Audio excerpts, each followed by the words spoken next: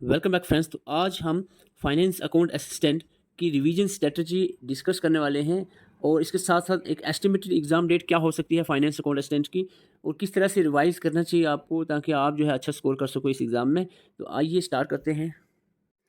सबसे पहले आप सबको पता होना चाहिए कि एफ डबल ए के सिलेबस में होपफुली सब ने पढ़ा हुआ है। बस रिवीजन की स्ट्रेटजी क्या रहनी चाहिए वो आपको बताना है मैन मकसद। इसमें जीके और अकाउंटेंसी जो 30-30 मार्क्स के दो बड़े पोर्शंस हैं जिसको अच्छे से आपने प्रिपेयर करना है, रिवाइज करना है। Economy, statistics, science, computer, English और मैथमेटिक्स जो 10-10 नंबर के पोर्शंस हैं, ये भी इक्वली वेटेज रखते हैं क्योंकि 10-10 नंबर के अगर इनको देखा जाए तो ये 60 मार्क्स बनते हैं। 50% सिलेबस जो है ये 10 मार्क्स वाले पोर्शंस में है और 50% सिलेबस जो है वो 30-30 मार्क्स वाले यहाँ पोर्शंस में रखा हुआ है। तो अगर हम बात बताएँ यहाँ पर मोस्टली स्टूडेंट जीके और अकाउंटेंसी को ही पढ़ते रहते हैं। 10-10 नंबर के पोर्शंस बाद में यही सिलेक्शन का रीज़न बनते हैं। इसी वजह से जो ये 10 नंबर के पोर्शंस में अच्छा करेगा वो आगे बढ़ जाता है। Economics, statics, science, computer, English, mathematics, तो यही आज हम डिस्कस करने वाले हैं। अगर अप्रॉक्सीमेटली एग्ज़ाम डेट की बात करें तो मैं कह सकता हूँ कि एक आइडिया लगा सकते हैं हम कि 25 अगस्त तक होपफुली एग्ज़ाम कैलेंडर आपका आ जाए और उसके बाद 1 महीने में आपका एग्ज़ाम जो है हो सकता है। इसका मतलब है लगभग 35 से 40 दिन जो है 35 से 40 दिन जो है आपको एग्ज़ाम के लिए अभी बचते हैं। अभी ये समझो या ना समझो, इस बात को आप सच मानो या ना मानो, ये आपकी मर्ज़ी है। बहुत सारे एस्पिरेंट 2-2 3-3 साल से इस एग्ज़ाम के लिए पढ़ रहे हैं। अगर आप लास्ट पे आके किसी तरह से भी प्रिपरेशन कंटिन्यू नहीं करते हो, कोई भी डिमोटिवेशन आपको हो जाती है या कोई आपको कह देता है कि नहीं जी ये नहीं होने वाला है, जैसे यूट्यूब पे कुछ टीचर भी आपको ये कह देते हैं, नहीं जी आप ये कर लो, आप वो एसएससी पढ़ लो, फलाना कर लो। ऐसा कुछ नहीं है। मैं बार-बार आपको कहता रहा हूँ कि एग्ज़ाम की तैयारी करो, 1-2 महीने अगर लेट हो भी गया तो कोई मसला नहीं है। तो अब जो है आप सब समझदार हैं, कहने की ज़रूरत नहीं है। आप खुद अंदाज़ा लगा सकते हैं कि एग्ज़ाम बहुत जल्दी होने वाले हैं। 40 दिन में अगर एग्ज़ाम होता है तो 30 डेज़ की स्ट्रैटेजी आपको बनानी चाहिए ताकि 10 दिन लास्ट के जो फाइनल रिवीजन के लिए रखें, ताकि 10 दिन एग्ज़ाम को 10 दिन रहते हों तो आपको पूरा सिलेबस अच्छे से तैयार हो जाना चाहिए और लास्ट में जो 10 दिन है उनको अच्छे से एक बार फिर से रिवाइज़ करें जितना भी सिलेबस आपने पढ़ा हुआ है। अभी भी देखो कोई स्टूडेंट सोचे नहीं यार अगर मेरे पिछली बार 60 ही नंबर बने थे, 55 नंबर बने थे, अब मैं कोशिश भी करूँ तो नहीं हो पाएगा। ऐसा बिल्कुल भी नहीं है। अगर आप कोशिश करोगे तो कुछ भी हो सकता है। 1 महीने में 30 दिन होते हैं और 30 दिन में अगर आप 8-8 घंटे भी लगाते हो तो देखो आपके पास 8 घंटे पर डे में लगाते हो तो 240 घंटे आपके पास हो जाते हैं। 240 आवर्स, 240 घंटे में आप इस सिलेबस को आसानी से कर सकते हो अगर देखा जाए तो। मुश्किल कुछ भी नहीं है अगर आप डेडिकेशन के साथ काम करते हो। तो आइए हम सिलेबस को देख लेते हैं। सबसे पहले अगर हम बात करें 30 मार्क्स का, यहाँ पर general awareness with special reference to J and K UT है। करंट अफेयर इसमें मेंशन है, मैं पहले भी बता चुका हूँ वीएलडब्ल्यू का, और इसका कॉमन है ऑलमोस्ट। और अगर एग्ज़ाम की बात करें तो चांसेस यही है कि एफडब्ल्यूए का एग्ज़ाम जो है वो पहले हो जाएगा और उसके बाद वीएलडब्ल्यू का एग्ज़ाम हो सकता है। करंट अफेयर यहाँ पर भी वही बात आ जाती है, 2 से 3 नंबर से ऊपर कोई भी करंट अफेयर आपको नहीं देखने को मिलेगा। हालांकि बहुत सारे एस्पिरेंट इस बात से एग्री नहीं होंगे। ये आपकी मर्ज़ी है, आप चाहे तो वीकली या डेली बेसिस के करंट अफेयर पढ़ के अपनी ज़िंदगी बर्बाद कर सकते हो, क्योंकि इस उस तरह से आपका ये एग्ज़ाम नहीं होने वाला है। हालाँकि डेली आप करंट अफेयर पढ़ने से कोई और एक एग्ज़ाम क्वालीफाई करो वो अलग बात है। कोई यूपीएससी का या जेपीएससी का एग्ज़ाम करो वो अलग बात है। यहाँ पर आपको 2-3 मार्क्स से ज़्यादा करंट अफेयर नहीं देखने को मिलेगा। उसके लिए मैं आपको एंड पे एक बड़ी वीडियो लाऊँगा जिसमें ऑलमोस्ट सारे 1 डेढ़ साल के सारे करंट अफेयर्स को हम कवर कर लेंगे, टेंशन लेने की बात नहीं है। आप हमारे साथ बने रहें, चैनल को सब्सक्राइब करें ताकि आने वाली वीडियोज़ आप तक पहुँचती रहे। और political physical division of world and India, देखो वर्ल्ड का आपको ऐसे ही इसमें लिख दिया है। आई डोंट थिंक कि फिजिकल डिवीजन ऑफ वर्ल्ड पे आपको इतना जाया जाएगा। मोस्टली इंडिया को ही इसमें कवर किया जाएगा क्योंकि 1 से 2 क्वेश्चन आपको आएंगे तो डेफिनेटली इंडिया से ही चांसेस बनते हैं कि इंडिया की ही physical political division of India से ही क्वेश्चन बने। तो आपको इंडियन फिजिकल डिवीजन जो है, पॉलिटिकल फिजिकल डिवीजन अच्छे से तैयार करनी है। वर्ल्ड का आपको उतना ज़्यादा नहीं देखने की ज़रूरत। मोटा मोटा जो जनरली वैसे भी वर्ल्ड जियोग्राफी आपने जो पढ़ी होती है, यहाँ मैं आपको वर्ल्ड जियोग्राफी के एक शार्ट से 15-20 पेजेज़ के एक नोट्स सेंड कर दूँगा। वर्ल्ड जियोग्राफी के एंड पे मैं बता दूँगा किस तरह से आप लेने हैं। तो उस वर्ल्ड जियोग्राफी के 10-15 पेजेज़ के अंदर पूरी वर्ल्ड जियोग्राफी को हमने प्रिसाइज़ मैनर में कवर किया हुआ है, तो एट लीस्ट वो आप एक नज़र लगा सकते हो। बाकी इंडियन जियोग्राफी ही यहाँ पर देखनी है आपको।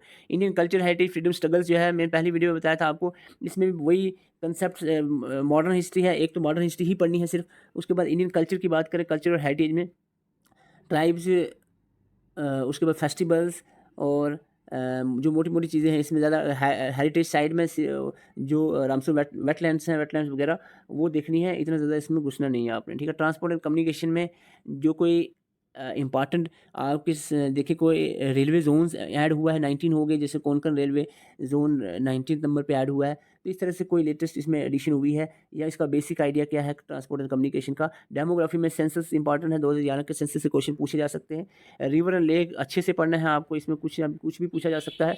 तो रिवर एंड लेक कुल मिला के यहाँ पर अगर हम बात करें क्लाइमेट और क्रॉप में, क्रॉप ज़्यादा इंपॉर्टेंट रहता है। मीन्स ऑफ ट्रांसपोर्ट, ये तो ऊपर आ गया ट्रांसपोर्ट एंड कम्युनिकेशन में। Environment ecology is also important, और इसमें जो नेशनल पार्क वगैरह होते हैं ये बहुत ही इंपॉर्टेंट रहता है, यहाँ पर क्वेश्चन पूछा जाता है। और जनरल जो इकोलॉजी है, इकोसिस्टम या उसके जो कंपोनेंट्स हैं उससे क्वेश्चन देखने को मिल सकता है।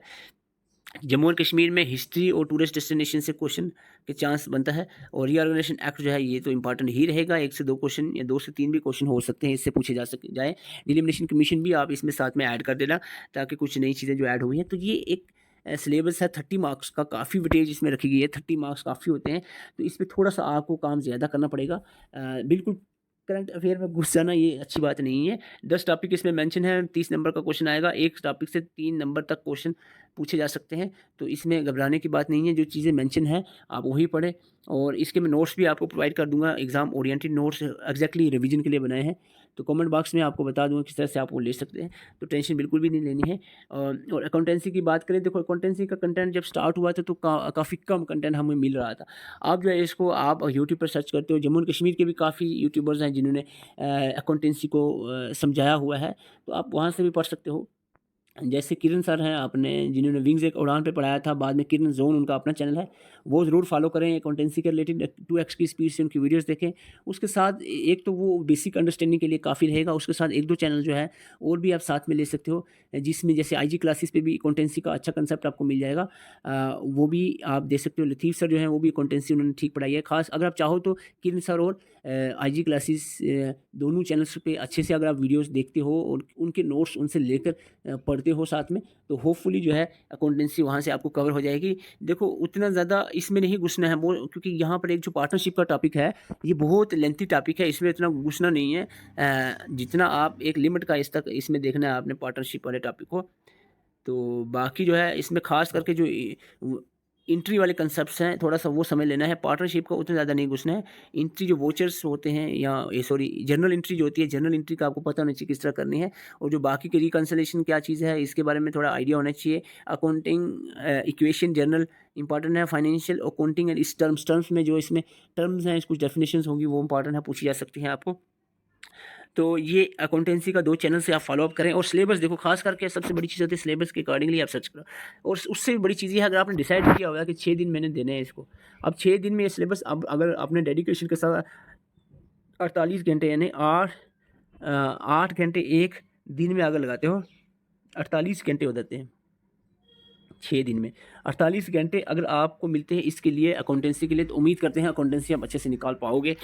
लेकिन इंग्लिश की जहाँ तक बात करें तो इंग्लिश को थोड़े कुछ टॉपिक जो है, ग्रामेटिकल पोर्शन जो आपको समझने की ज़रूरत है वो समझ लें। जैसे कि एक्टिव पैसिव से क्वेश्चन पूछा जा सकता है, प्रीपोजिशन से पूछा जाता है क्वेश्चन, मॉडल आर्टिकल्स टेंसेस की तो समझ होनी ही चाहिए आपको। बाकी जो है आप थोड़ा सा देखकर बाकी आप इसमें छोड़ सकते हो, जो अपने सेंस से इतनी तो इंग्लिश आती है जो बाकी की चीज़ें निकाल लेता है आदमी। स्टैटिक्स देखो, स्टैटिक्स में टेंशन लेने की बात नहीं है। सबसे पहली चीज़ आप होती है प्राइमरी और सेकेंडरी डाटा, और इसका कलेक्शन जो है प्राइमरी सेकेंडरी डाटा पे क्वेश्चन। ये पहले 3 जो टॉपिक है ये प्राइमरी सेकेंडरी डाटा के रिलेटेड है, तो ये आपको अच्छे से करने में आपको देखो प्राइमरी डाटा और इसके जो कलेक्शन के मेथड्स होते हैं वो आपको पता होना चाहिए किस तरह से प्राइमरी डाटा को कलेक्ट किया जाता है। तो प्राइमरी डाटा इसमें बड़ा इंपॉर्टेंट है। डायरेक्ट पर्सनल इंटरव्यू वगैरह वगैरह क्या है, तो इसमें एक चीज़ अलग से मेंशन की हुई है, वो है आपकी मेल क्वेश्चनरी मेथड। ये जो मेल क्वेश्चनरी मेथड है इसको आपने देख लेना है अच्छे से। आप यूट्यूब पे या गूगल पे सर्च करके इसके बारे में आपको नॉलेज होनी चाहिए, क्योंकि स्पेसिफिकली जो है अलग से मेंशन किया गया है, तो इसके बारे में आपको नॉलेज होनी बहुत ज़रूरी है। उसके बाद सेंट्रल टेंडेंसी क्या चीज़ है, सिंपली एक एवरेज को सेंट्रल टेंडेंसी कहते हैं। इसके बाद कंपोनेंट टेबल का भी पूछा हुआ है, उसके कंपोनेंट्स आपको पता होने चाहिए, क्या क्या कंपोनेंट होते हैं टेबल के अंदर। डेमोग्राफी यहाँ पर एक टॉपिक मेंशन है जिसमें जो आपने पहले ही जीके पोर्शन में कवर किए कर लिया होगा।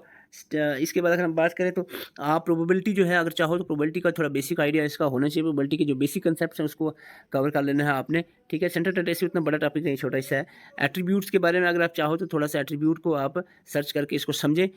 थ्योरी इंडेक्स नंबर क्या है मोटा मोटा इसका पता होना चाहिए, और होल सेल इंडेक्स और प्राइस इंडेक्स दोनों का डिफरेंस पता होना चाहिए आपको। ये चीज़ें आप स्टैटिक्स में, जैसे सपोज अगर आप 2 दिन भी देते हो पूरे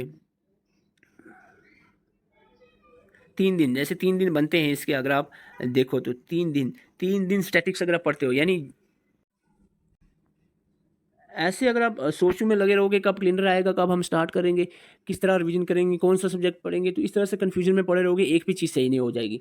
अगर आप पूरे फुल्ली डेडिकेशन के साथ 8 घंटे पर डे के हिसाब से 6 दिन जीके के और 6 दिन अकाउंटेंसी को देते हो, 6 डेज़ में 48 आवर्स, जो 48 घंटों में अगर आप एक सब्जेक्ट को ना कवर करो तो फिर क्या बात। 48 घंटे मिलते हैं। ये बात होती है कि अगर टाइमली आप स्टार्ट करते हो, अगर आप डिले करते रहते हो तो फिर जो है मुश्किल होता जाएगा दिन ब दिन। अगर आप बात करते हैं, अभी मैं बात कर रहा था स्टैटिक्स, 3 दिन में स्टैटिक्स करने, अगर आपको टारगेट दिया गया, आपने खुद सेट कर लिया कि 3 दिन में स्टैटिक्स कंप्लीट करनी है, बस सुबह शाम दिन रात उठते बैठते स्टैटिक्स स्टैटिक्स स्टैटिक्स स्टैटिक्स ही स्टैटिक्स आपके माइंड में चलेगा। तो इस हिसाब से आप जो स्टैटिक्स को 3 दिन में अच्छे से कर लो। क्या 6-7 टॉपिक के 3 दिन में कवर करने हैं।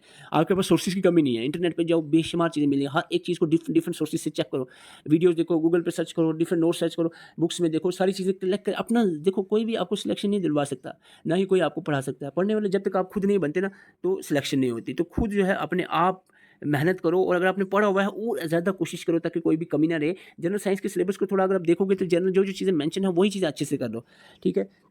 बाकी कंप्यूटर देखो, कुछ चीज़ें जो मैं आपको कवर करवा दूँगा, उसमें आपको टेंशन नहीं लेनी। Computer, GK, general science, English, ये जो 3-4 टॉपिक हैं आपके, 4 टॉपिक हैं, यानी 60 मार्क्स तक का जो है सिलेबस आपको मैं comprehensive short precise notes provide कर दूँगा। उससे आपका ऑलमोस्ट रिवीजन अच्छे से हो जाएगा। रिवीजन के लिए स्पेशल नोट्स बने हुए हैं। बाकी जहाँ बचता है अकाउंटेंसी, इकोनॉमी, स्टैटिक्स और मैथमेटिक्स, इसमें थोड़ा-सा आप टाइम लगाएँ, और कोशिश करें कि 30 दिन का मेरे पास लास्ट टारगेट है, तो मैं 30 दिन के अंदर ये चीज़ करके ही रहूँगा। तो ये सबसे बड़ी चीज़ है अपने अंदर कि आपने डिले नहीं करना है। अब जो है और इसको आगे-आगे नहीं रखना है कि अभी देखेंगे। तो अब जो है आप अच्छे से, बहुत सारे स्टूडेंट्स लगे हुए हैं, कहने की बात नहीं है, समझदार हैं सभी।